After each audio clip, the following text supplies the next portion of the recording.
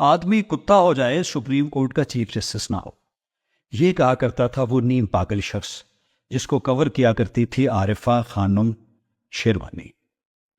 सब लोग एहतजाज कर रहे थे, वो सिविल सोसाइटी हो कि human rights activist.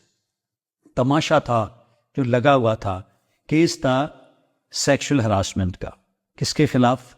Chief justice के खिलाफ। और चीफ जस्टिस खुद उस 3 मेंबर बेंच का सरबराह था। फिर हुआ क्या? वही जो होना था। चीफ जस्टिस ने खुद को आप ही क्लीन चिट दी और केस खारिज कर दिया। ये एक अजीबोगरीब वाकया था। पूरा मीडिया एहतजाज कर रहा था, पूरी दुनिया हंस रही थी, सब थू थू कर रहे थे।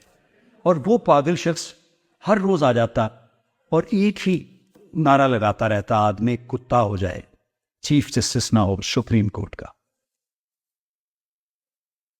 ऐसा कहां हुआ? नहीं, ऐसा हुआ इंडिया में, और चीफ जस्टिस का नाम था रंजन गोगोई। हमारे यहां ऐसा थोड़ी होता है। तफसील देखिए रंजन गोगोई की। उस पागल शख्स की आवाज पूरी दुनिया में गूंजती है। उस पागल शख्स को सिर्फ एक खातून जानती है, उसका नाम पता है क्या? आरिफा खानम शेरवानी। आरिफा खानम शेरवानी जानती है कि उसकी आवाज कभी कभी साथ वाले मुल्कों में भी जाती है, मगर सुनता कोई नहीं। मैं भी नहीं, आप भी नहीं।